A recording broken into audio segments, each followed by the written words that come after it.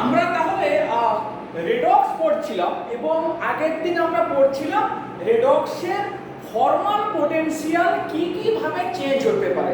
What are the factors which will affect the formal potential of any electrode or any system.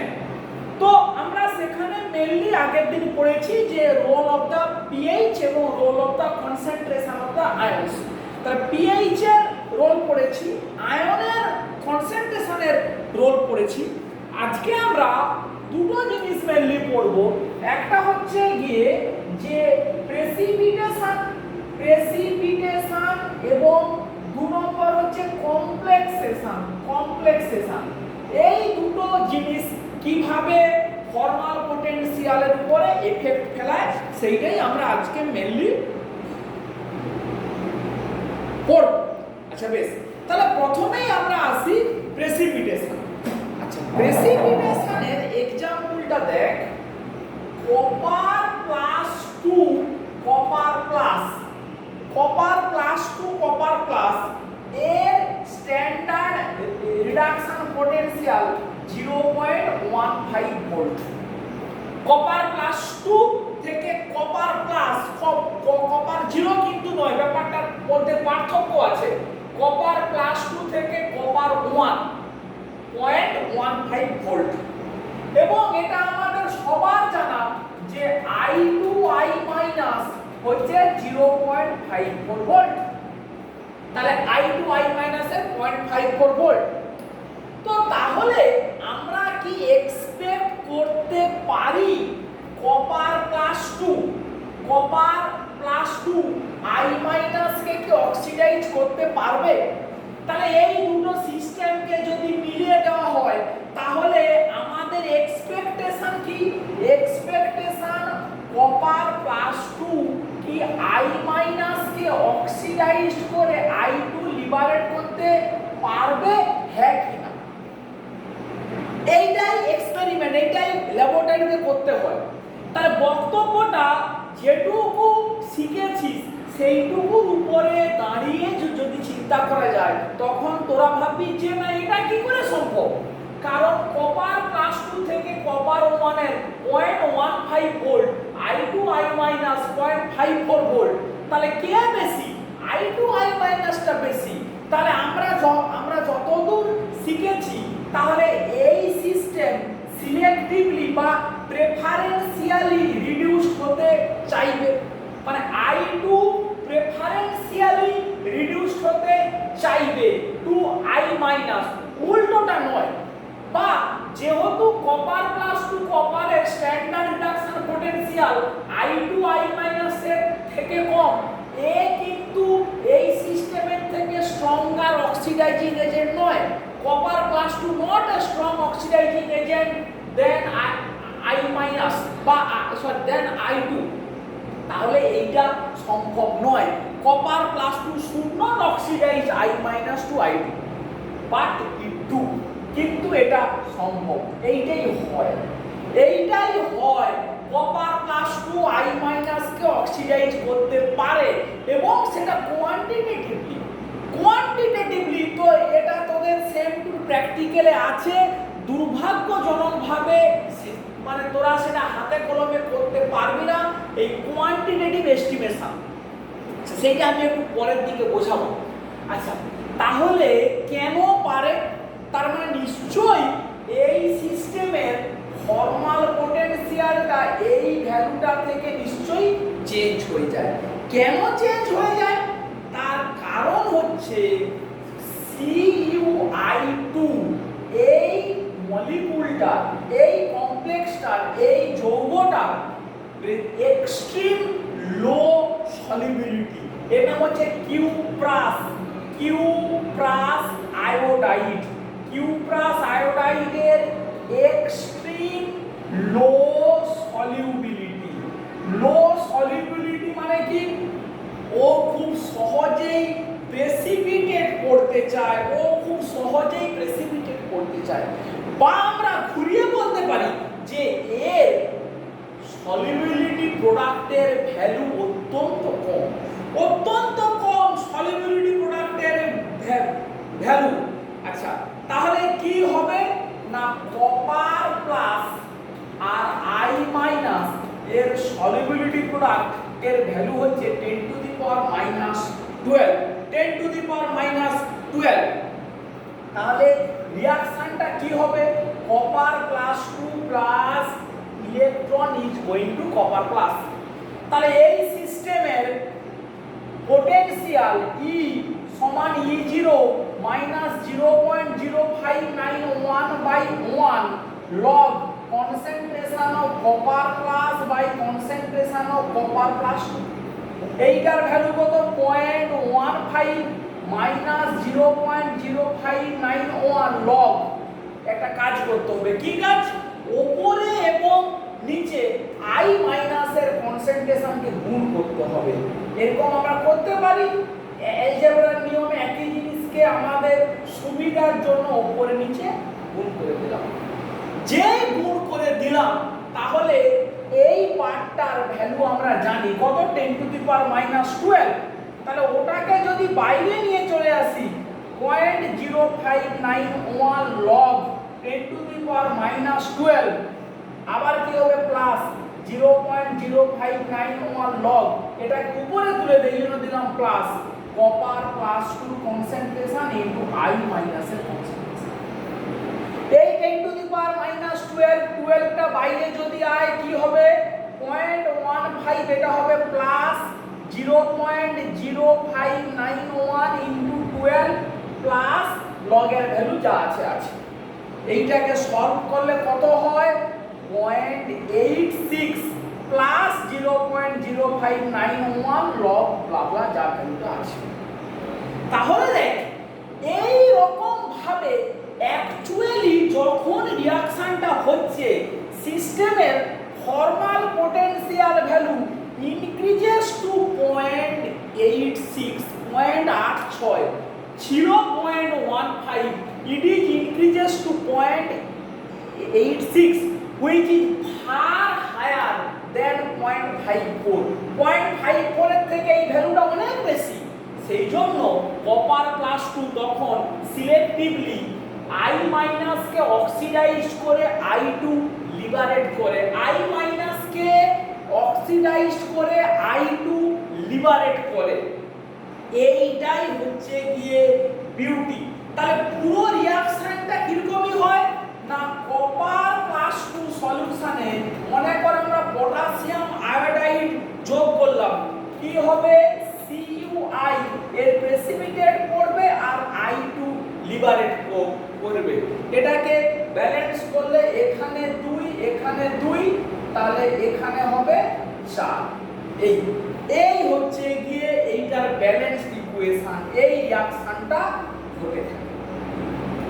এইবারে এটাকে আরেকটু ব্যাখ্যা করতে হবে যে এই রিঅ্যাকশনটা কোথায় কাজে লাগানো হয়। এইটা একটু মানে একটু শুনে নে। এইটাকে বলা হয় কোয়ান্টিটেটিভ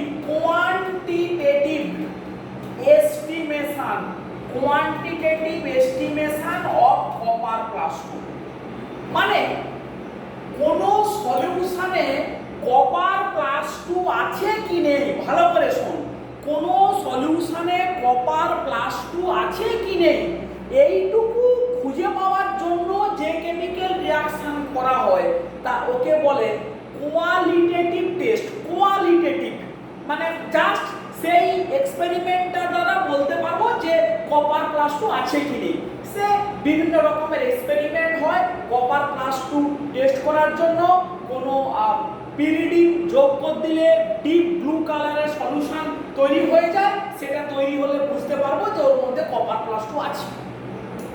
কিন্তু কতটা কপার প্লাস 2 আছে, কোন সলিউশনে কতটা কপার প্লাস 2 আছে সেইটা এস্টিমেট করার যে এক্সপেরিমেন্ট তাকে বলা হয় quantitative estimation. Quantity, exact quantity, কোন সলিউশনে আয়নটা কতটা আছে সেইটার সেই যে কোয়ান্টিটেটিভ এস্টিমেশন তার মেথডটাই হচ্ছে এটা।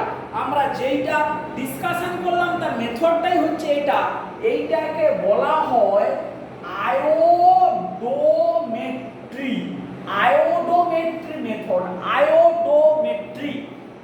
মানে কি কপার +2 কোন সলিউশনে যদি থাকে সেখানে যদি আমি এক্সেস আই মাইনাস অ্যাড করি অ্যাড করি কি হবে I2 আয়োডিন লিবারেট করবে।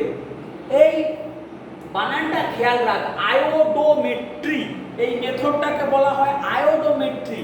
মানে কেউ যদি তোকে জিজ্ঞেস করে how will you estimate copper +2 তুই কি বলবি by iodometry experiment.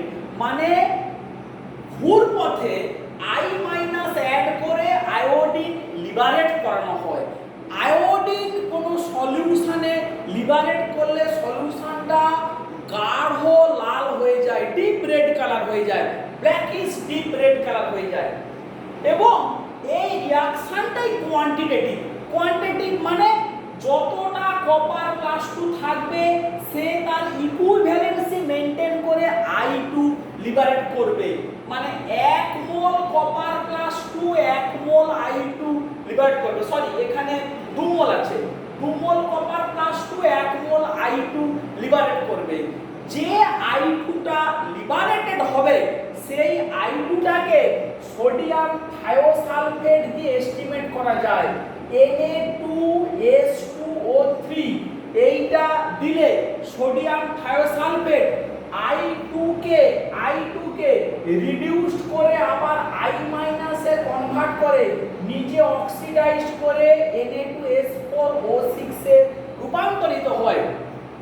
Sodium থায়োসালফেটের strength এবং ভলিউম আমরা যদি জানি V1S1 V2S2 সেই সূত্র অ্যাপ্লাই করে আমরা কি পাবো না এই I2টা কতটা তৈরি হয়েছে I2টা আমরা পেয়ে যাব। মানে কত পরিমাণ ওই I2র স্ট্রেংথ সলিউশনে কি সেইটা পেয়ে যাব। সেইটা পেয়ে গেলে আমরা কপারের কোয়ান্টিটি পেয়ে যাব।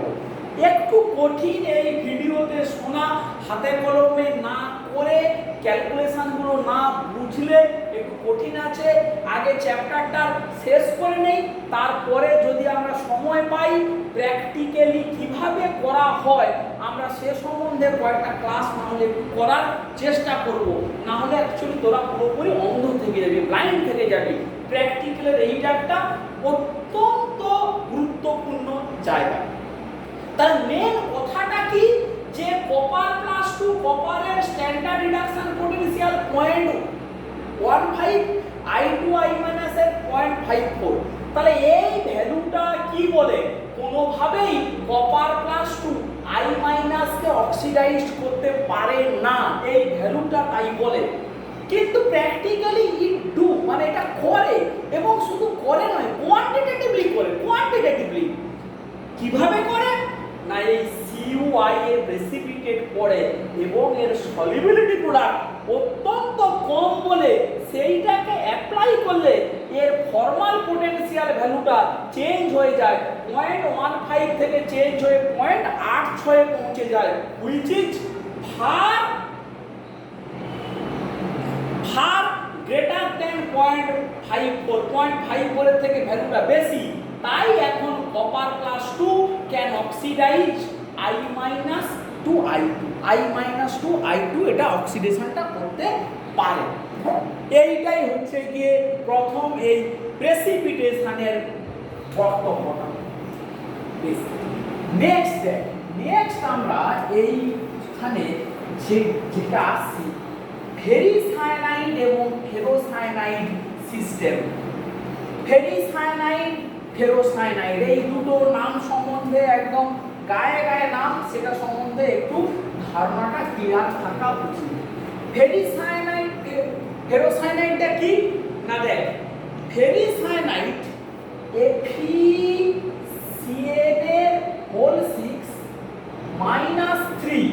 এইটা হচ্ছে ফেরিসায়ানাইড যেখানে Fe এর oxidation state +3 slash ferrocyanide FeCN6 -4 যেখানে Fe এর অক্সিডেশন স্টেট +2। তাহলে E0 ভ্যালু অফ ফেরোসায়ানাইড কত 0.36 ভোল্ট।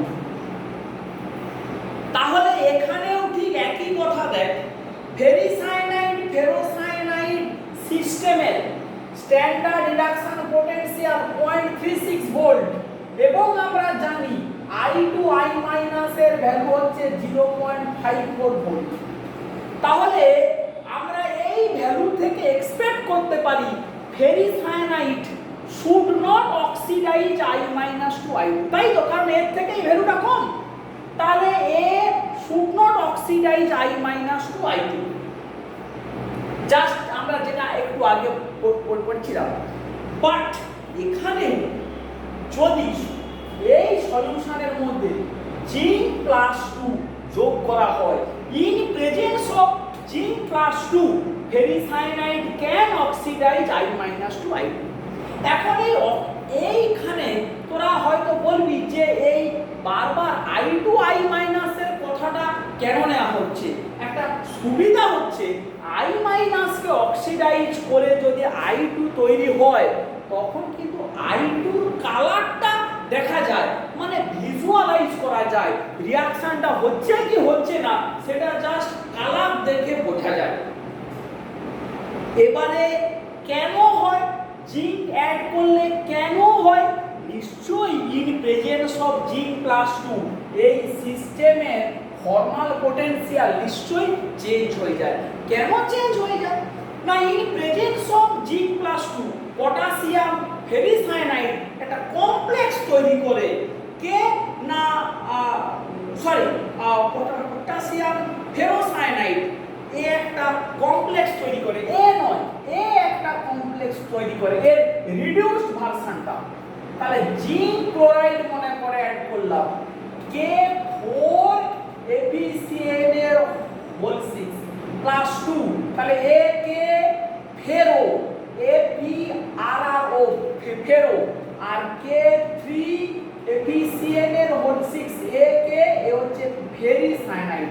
ফেরি হচ্ছে Feটা প্লাস 3 আর ফেরো হচ্ছে Feটা প্লাস 2। কি হবে দিলে এটাকে অ্যাড করলে একটা কমপ্লেক্স হবে তৈরি, যার স্ট্রাকচার K2Zn3 K2Zn3 FeCN এর হোল 6 প্লাস KCl, এই রকমই একটা কমপ্লেক্স তৈরি করে। তাহলে জিঙ্ক প্লাস 2 ফেরোসায়ানাইডের সঙ্গে একটা কমপ্লেক্স তৈরি করলো। তাহলে কমপ্লেক্স তৈরি করলে কি হবে? আমরা বলতে পারি ফেরোসায়ানাইডের কনসেন্ট্রেশন কি হবে? রিডিউসড হবে, কনসেন্ট্রেশন রিডিউসড। তাহলে অ্যাকচুয়ালি রিঅ্যাকশনটা কি? FeCN এর whole 6 minus 3 plus E going to FeCN এর হোল 6 মাইনাস 4। এই তাহলে এই সিস্টেমের নাস্ট ইকুয়েশন E = E0 -0.0591/1 টা লিখলাম না, log FeCN এর হোল 6 মাইনাস 4 আর FeCN এর হোল 6 মাইনাস 3, এই হলো কি নাস্ট ইকুয়েশন। এইটার কত ভ্যালুটা? 0.36 মাইনাস এইটা।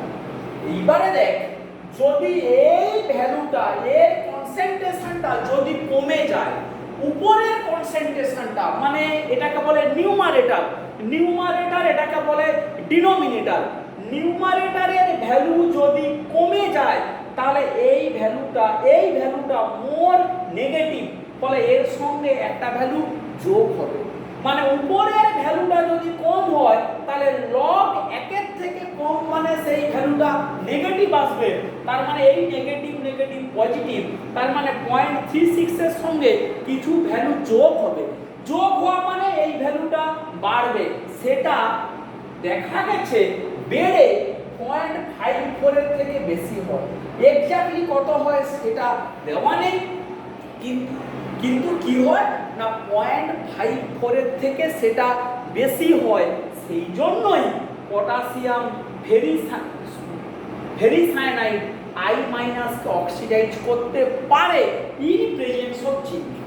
তাহলে তোদের যে প্রশ্নগুলো হয়, প্রশ্নগুলো এইরকমই হয়, একদম স্ট্যান্ডার্ড কোশ্চেন, যেটা আমরা প্রথমে পড়লাম যে can we estimate copper plus 2 আয়োডোমেট্রিক্যালি।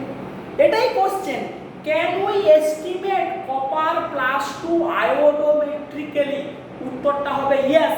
তখন কি বলবি না CuI এর সলিবিলিটি প্রোডাক্ট অত্যন্ত কম, সেটা 10⁻⁻12, এবং ওইভাবে নানস্ট ইকুয়েশনটা করে পুট করিয়ে দেখাতে হবে কি ওই ভ্যালুটা বেড়ে 0.86 পৌঁছে যায়, I2I মাইনাস এর থেকে বেশি হয়, so copper plus two can oxidize I minus two I2।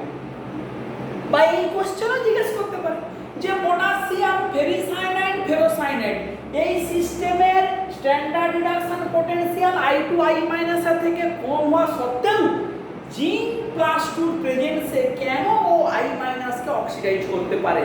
তাহলে উত্তরটা কি হবে না জিঙ্কের প্রেজেন্সে ফেরোসায়ানাইডটা কমপ্লেক্স তৈরি করে, সেই কমপ্লেক্স তৈরি করা মানে ফেরোসায়ানাইডের কনসেন্ট্রেশনটা কমে যাবে। কনসেন্ট্রেশন যেমন কমা মানে এই ফর্মাল পটেনশিয়াল ভ্যালুটা 3.6 এর থেকে বাড়বে এবং 0.54 এর থেকে বেশি হবে, সেই জন্য ও I মাইনাসকে I2 কে অক্সিডাইজ করতে পারবে। বেশ, এরপরে নেক্সট একটা আমরা আসছি দেখ কমপ্লেক্স। তাহলে প্রথমে আমরা একটা প্রেসিপিটেশনের করলাম প্রবলেম CuI এর প্রেসিপিটেট, তারপরে জিঙ্ক প্লাস টুর সঙ্গে একটা কমপ্লেক্স করলাম, এবারেও একটা কমপ্লেক্সের গল্প পড়ব। কি সেই গল্পটা না দেখ, এইটাই হচ্ছে most interesting. E0 value Fe+3 Fe+2 0.77 এটা কিন্তু তোদের কাছে ক্লিয়ার হওয়া উচিত যে এটা Fe+3 Fe+2 মানে সলিউশনে ডাইরেক্ট Fe+3 আছে, মানে মনে কর ফেরিক ক্লোরাইড দেওয়া হয়েছে, ferric ferrous system, ferric chloride ferrous chloride, ferric ferrous system. আর ফেরিসায়ানাইড ফেরোসায়ানাইড কিন্তু এর মতো নয়, যদিও সেখানে অক্সিডেশন স্টেট সেম, বাট দুটো জিনিস কিন্তু মানে কখনোই একই নয়, এইটা যেন ক্লিয়ার আইডিয়া থাকে। কেউ হয়তো ভাবলি যে ফেরিসায়ানাইড ফেরোসায়ানাইডেও তো Feর অক্সিডেশন স্টেট +3 আর +2, তাহলে বোধহয় ওই দুটো এক, সেটা কিন্তু মোটেই নয়। ওটা সায়ানাইডের সঙ্গে কমপ্লেক্স অবস্থাতে as a whole ferricyanide ferrocyanide system, আর এটা একদম বেয়ার আয়ন মানে নেকেড আয়ন Fe+3 Fe+2। তাহলে Fe+3 Fe+2 standard reduction potential 0.77 volt. আবার সেই একই কথা, I2I মাইনাস এর ভ্যালু কত 0.54 ভোল্ট। তাহলে আমরা খুব সুন্দর এক্সপেক্ট করতে পারি Fe+3 should oxidise I- I2, কোনো সমস্যা হওয়ার কথা নয়, আমরা এটা এক্সপেক্ট করতেই পারি যেহেতু এই ভ্যালুটা এর থেকে বেশি। বেশ, এবারে প্রশ্ন হচ্ছে কিন্তু সলিউশনে যদি ফ্লুরাইড মাইনাস অ্যাড করা যায়, if we add F minus to the solution, তখন কিন্তু Fe+3 I মাইনাস কে অক্সিডাইজ করতে পারে না। কেন, কি কারণ, সেইটাই আমাদের পড়তে হবে, সেটাই আমাদের জানতে হবে। তাহলে আমরা একটু কমন সেন্স অ্যাপ্লাই করি। এই চ্যাপ্টারটা আমরা কি পড়ছি না ফর্মাল পটেনশিয়ালের চেঞ্জ। তাহলে গত দুটো এক্সাম্পলে আমরা দেখিয়েছি যে ফর্মাল পটেনশিয়ালটা ওর নিজের ভ্যালু থেকে বেড়ে যায় বলেই I মাইনাস কে অক্সিডাইজ করে I2 করে। এখানে কি বলছি, in presence of F minus ও I মাইনাস কে I2 কে অক্সিডাইজ করতে পারে না। তাহলে কি আমরা আশা করতে পারি নিশ্চয়ই F মাইনাসের প্রেজেন্সে এই সিস্টেমের স্ট্যান্ডার্ড পটেনশিয়ালটা ফর্মাল পটেনশিয়াল 0.77 থেকে চেঞ্জ হয়ে এই 0.54 এর থেকে কমে যায়, নিশ্চয়ই কমে যায়, না হলে এই ঘটনাটা ঘটতো না। অ্যাকচুয়ালি তাই হয়। কি হয় না F মাইনাস ও ফেরিকের সঙ্গে স্ট্রং কমপ্লেক্স তৈরি করে। আবার বলছি, F মাইনাস ফেরিক আয়নের সঙ্গে স্টেবল স্ট্রং কমপ্লেক্স তৈরি করে এবং সেই কমপ্লেক্স তৈরি হওয়ার ইকুইলিব্রিয়াম কনস্ট্যান্টের ভ্যালুটা বেশ হাই, 10 টু দি পাওয়ার 5। তাহলে কিরকম কমপ্লেক্স হবে? Fe+3 plus F minus Fe+2, এই আমার হয়ে গেল কমপ্লেক্সের স্ট্রাকচার। এর ইকুইলিব্রিয়াম কনস্ট্যান্ট k এর ভ্যালু হচ্ছে 10 টু দি পাওয়ার 5। বেস ভ্যালুটা বেশি, ফলে বুঝতে পারছি এই কমপ্লেক্স ফর্মেশনটা হাইলি ফেভারেবল এবং এই কমপ্লেক্সটা হাইলি স্টেবল কমপ্লেক্স। তাহলে ইকুইলিব্রিয়াম কনস্ট্যান্টের কি হবে ভ্যালুটা? Fe+2 by concentration of Fe+3 into concentration of F minus. যদি এখান থেকে একটু সলভ করে নেই, কনসেন্ট্রেশন অফ Fe+3 টা কি হবে?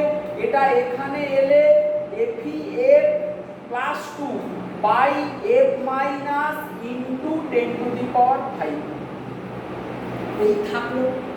এবারে আমরা অ্যাকচুয়াল ইকুয়েশনে আসি। Fe+3 E will be converted to Fe+2। এই আমার ইকুয়েশনটা। লাস্ট ইকুয়েশন কি হবে? E যদি একবারে বসাই 0.77 মাইনাস 0.0591 লগ Fe+2 এর কনসেন্ট্রেশন বাই Fe+3 এর কনসেন্ট্রেশন। এইখান থেকে Fe+3 ভ্যালুটা ওখানে বসিয়ে দিই। 0.77 মাইনাস 0.0591 লগ Fe+2, Fe+3 টা বসালে এখানে আসবে Fe+2 উপরে উঠে যাবে 10 to the power 5 into F minus. ওই 10 টু দি পাওয়ার 5 টাকে যদি ভেঙে এদিকে নিয়ে চলে আসি, কি হবে? 0.77 মাইনাস 0.0591 ইনটু 5 মাইনাস 0.0591 লগ উপরে এইটা বাই এইটা। এইটাকে সলভ করলে এইটা কি হবে? মাইনাস 0.475 মাইনাস 0.0591 লগ যা আছে। তাহলে দেখ, শুধুমাত্র এই কমপ্লেক্সটার স্টেবিলিটি খুব হাই বলে এবং এটা খুবই ফেভারেবল কমপ্লেক্স ফর্মেশন বলেই ইকুইলিব্রিয়াম কনস্ট্যান্টের ভ্যালুটা 10 টু দি পাওয়ার 5, সেইটাকে সলভ করলে বসিয়ে দিলে এই 5টা এখানে আসছে। এই 5 এখানে আসা মানে এর সাথে গুণ হয়ে এটা বিয়োগ হয়ে এই ভ্যালুটা 0.54 থেকে কমে গেল। This value dramatically reduced by below 0.54, 0.54 এর থেকেও কম হয়ে গেল। সেই জন্য ও এখন আর I মাইনাস কে I2 তে কনভার্ট করতে পারবে না। ও I মাইনাস কে I2 তে কনভার্ট করতে পারবে না। কি অসাধারণ কেমিস্ট্রির ডেভেলপমেন্ট দেখ। তাহলে F মাইনাসের প্রেজেন্সে করতে পারবে না। F মাইনাসটা কিভাবে দেওয়া হয়? অ্যামোনিয়াম বাইক্লোরাইড NH4HF এইভাবে যোগ করা হয়, অ্যামোনিয়াম বাইক্লোরাইড হিসাবে যোগ করা হয়। বা এটার দাম কম, সোডিয়াম ক্লোরাইড পাওয়া গেলে সেটাও অ্যাড করলে হয়। আমি তো বুঝিয়ে দিলাম, এটা তো কোনো ব্যাপার নয়, এ তো জাস্ট অ্যালজেব্রা, মানে ক্লাস 6-7 এর অঙ্ক সেটাও করতে পারে। এইটার অ্যাপ্লিকেশনটা কোথায়? যেটা তোদের প্র্যাকটিক্যালে আছে, যে তোরা যেটা হাতে কলমে করতিস, দুর্ভাগ্যবশত এখন কিছু করার নেই। একটা প্র্যাকটিক্যাল আছে, একটা সলিউশনের মিক্সচারে Fe+3 আছে আর কপার +2 আছে। খুব ঠান্ডা মাথাতে শোন, একটা সলিউশনে কপার +2 সঙ্গে Fe+3 মিক্সচার আছে।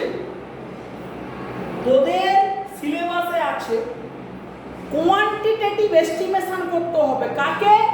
Fe+3 কেও আর কপার +2। মানে সলিউশনে কতটা কপার প্লাস 2 আছে আর কতটা Fe+3 আছে সেইটাকে এস্টিমেট করতে হবে। এখন মোটামুটি যদি এই কথাগুলো বারবার বলতে বলতে তোদেরও মনে মনে গেঁথে যাবে। কি কথাটা বারবার? না, কপার প্লাস 2 কে আমরা ডাইরেক্ট আয়োডোমেট্রিক্যালি টেস্ট করতে পারি। আবারও বলছি, copper plus 2 can be estimated direct iodometrically. Iodometrically তার মানে কি? সলিউশনে আমরা এক্সেস কেআই দেবো, কেআই দেওয়া মানে কি দিচ্ছি? আই মাইনাস দেবো। আমরা জানি আই মাইনাস কে কপার প্লাস 2 টেন্সে আই মাইনাস থেকে কোয়ান্টিটেটিভলি I2 লিবারেট করে, কোয়ান্টিটেটিভলি I2 লিবারেট করে। এই কোয়ান্টিটেটিভ কথাটা ইম্পর্টেন্ট। আই মাইনাস থেকে কপার প্লাস 2 কোয়ান্টিটেটিভলি মানে সমস্ত কেমিক্যাল রিঅ্যাকশন ইকুইভ্যালেন্স মেইনটেইন করে হয়।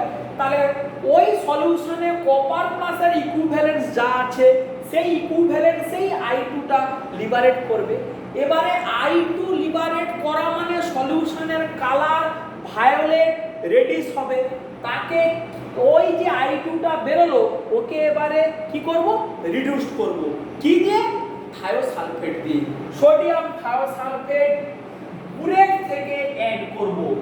পিপেট বুরেট উচ্চ মাধ্যমিকে তোরা হয়তো দেখেছিস, drop by drop standard thiosulphate add করব। এটা আবার পরে একদিন বলবো what is standard solution. Thiosulphate add করব। থায়োসালফেট কি করবে? I2 কে I মাইনাসে কনভার্ট করবে। এটা একটা টাইট্রেশন। টাইট্রেশন কিভাবে করা হয় সেটা নামে আমরা পরে বলবো। তাহলে মোদ্দা কথা কি? আমরা থায়োসালফেটের স্ট্রেংথ জানি, থায়োসালফেটের ভলিউম কত লাগলো জানি, ওখান থেকে আমরা কতটা I2 সলিউশনে আছে পেয়ে যাব। I2 আছে মানে তাহলে সেখান থেকে ব্যাক ক্যালকুলেশন করলে কতটা কপার আছে পেয়ে যাব। এখন প্রশ্নটা হচ্ছে এইটাই বোঝার। কি প্রশ্নটা? না, আমার সলিউশনে তো শুধু কপার প্লাস 2 নেই, আমার সলিউশনে তো Fe+3ও আছে। তাহলে এদের মিক্সচারে যদি আমি I মাইনাস দেই, কপার প্লাস 2 I মাইনাস থেকে I2 লিবারেট করবে। আমরা এক্ষুনি কি দেখলাম? Fe+3 Fe+2 standard reduction potential value I2 I minus এর থেকে বেশি। তাহলে Fe+3ও তো I মাইনাস থেকে I2 লিবারেট করবে। তাহলে দুজনেই I2 লিবারেট করবে। তাহলে এই দুটোর মিক্সচারে যদি আমি I মাইনাস দেই, I2 will be liberated by copper plus 2, I2 will be liberated by Fe+3। তাহলে যে I2টা বেরোবে সেটা অনেক বেশি, সেটা শুধুমাত্র কপার 2 দ্বারা লিবারেটেড হয়নি, সেটা ফেরিকের দ্বারাও লিবারেটেড হয়েছে। তাহলে ওই I2টাকে যদি থায়োসালফেট দিয়ে আমরা এস্টিমেট করি, তাহলে যে আয়োডিনের কোয়ান্টিটিটা পাবো সেই আয়োডিনের কোয়ান্টিটিটা is not only for the copper plus 2, it is for copper plus 2 and Fe+3 দুটো দ্বারাই ওই I2টা লিবারেটেড হয়েছে। তাহলে আমরা কপার প্লাস 2 কোয়ান্টিটিটা কতটা সেটা বলতে পারছি না। We are unable to say কতটা কপার প্লাস 2 আছে, কারণ I2টা দুটো দ্বারাই লিবারেটেড হয়েছে। এবারে কেমিস্ট্রিটা দেখ, এদের মিক্সচারে কপার প্লাস 2 আর Fe মিক্সচারে যদি আমরা অ্যামোনিয়াম বাইফ্লুরাইড দিয়ে দিই, এটাই মজাটা। মানে আমরা F মাইনাস অ্যাড করলাম, তখন কি হবে? ফেরিক Fe মাইনাসের সাথে স্ট্রং কমপ্লেক্স করে কপার প্লাস 2 Fe মাইনাসের সঙ্গে স্ট্রং কমপ্লেক্স করে না। তাহলে কে করে? ফেরিক আয়ন F মাইনাসের সঙ্গে স্ট্রং কমপ্লেক্স করলো। যে স্ট্রং কমপ্লেক্স করলো আমরা দেখালাম ওর formal potential decreases to 0.475 volt. ওর ফর্মাল পোটেনশিয়াল ভ্যালুটা কমে গেল, ফলে ও কিন্তু আর I মাইনাস থেকে I2 লিবারেট করতে পারবে না। এই অবস্থাতে ওই সলিউশনে এক্সেস পটাশিয়াম আয়োডাইড যোগ করলে শুধুমাত্র কপার প্লাস 2 আই মাইনাস থেকে I2 লিবারেট করবে, এখন আর ফেরিক করতে পারবে না, বিকজ ফেরিক F মাইনাসের সঙ্গে কমপ্লেক্স করে ফেলেছে। যেই করেছে ওই সিস্টেমের formal potential decreases below to the formal potential of I2I minus. I2I minus থেকে ভ্যালুটা কমে গেছে। এটাকেই বলা হয় অন্যভাবে মাস্কিং করা। মাস্ক, এই যে আমরা এখন মাস্ক করছি, মাস্ক করা মানে কি, মুখটাকে আমরা ঢেকে দিচ্ছি। ঠিক একই রকম কেমিস্ট্রিতে এই ল্যাঙ্গুয়েজটাকে অ্যাপ্লাই করা যায়। F মাইনাস অ্যাড করে আমরা যেন ফেরিক প্লাস 3টাকে মাস্কিং করে দিলাম। Ferric plus 3 is masked. আমরা তোরা পড়বি কেমিস্ট্রিতে মাস্কিং অ্যান্ড ডিমাস্কিং এজেন্ট। কোনো আয়ন বা কোনো মেটালকে কোনো লাইগেন্ড দ্বারা তার রিঅ্যাক্টিভিটিটাকে ঢেকে দিলে তখন সেই ঘটনাটাকে বলা হয় মাস্কিং করা। তাহলে এখানে F মাইনাস দিয়ে ফেরিক আয়নটাকে আমরা মাস্কিং করে দিলাম। So it will no longer be able to oxidize I minus two I2। ফলে ওই সলিউশনে এখন কতটা কপার প্লাস 2 আছে সেটাকে আমরা কোয়ান্টিটেটিভলি এই আয়োডোমেট্রিক এক্সপেরিমেন্ট দ্বারা আমরা এস্টিমেট করতে পারি। এবারে কেউ বলবি তাহলে আমরা ফেরিককে কি করে এস্টিমেট করব, সেটা পরে ডিসকাশন করব, এর আন্ডারে নয়। সেটা যখন প্র্যাকটিক্যাল বলবো আমরা তখন এই সম্বন্ধে কথা বলবো, ফেরিক আয়নকে কিভাবে এস্টিমেট করা যাবে কোয়ান্টিটেটিভলি। তাহলে আজকের ক্লাসটা এই পর্যন্তই আমাদের থাকলো।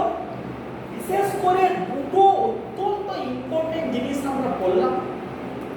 একই জিনিস সাথে কপার প্লাস 2 কপার 1, মানে কপার 2 কপার 1 এর standard reduction potential value I2I মাইনাসের থেকে কম হওয়া সত্ত্বেও ও I মাইনাসকে অক্সিডাইজ করতে পারে।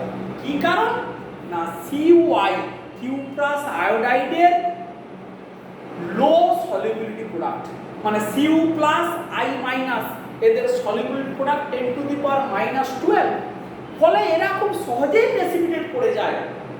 সেই জন্য ওর ফর্মাল পোটেনশিয়ালটা নাস্ট ইকুয়েশনটাকে একটু এদিক ওদিক করলে increases from 0.15 to 0.86 volt, which is far above than E0 of I2I minus.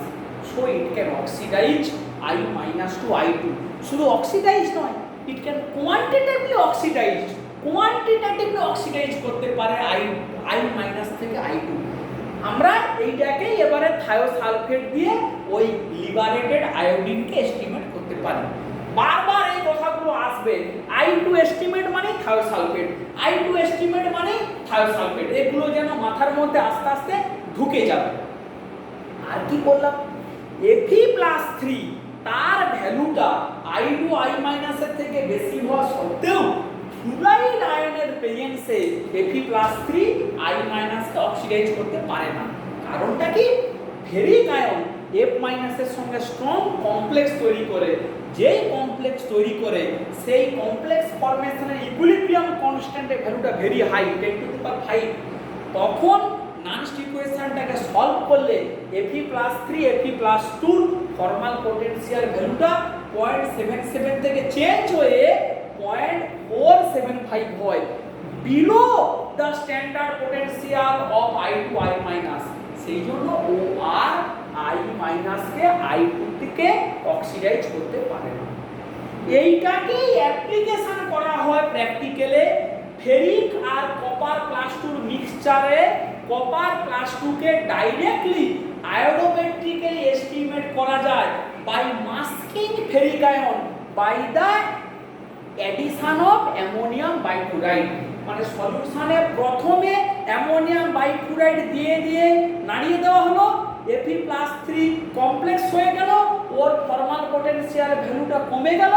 এবারে এক্সেস পটাশিয়াম আয়োডাইড যোগ করলে ফেরিক আয়ন আর I মাইনাস থেকে I2 লিবারেট করতে পারবে না, শুধু কপার প্লাস 2 পারবে। তাহলে যতটা I 2 লিবারেট হলো, that is equivalence of copper plus 2। এই আমাদের এক্সপেরিমেন্ট। ঠিক আছে, তাহলে এই পর্যন্তই থাকলো আজকের ক্লাসটা। আমরা এখান থেকে আবার পরের দিন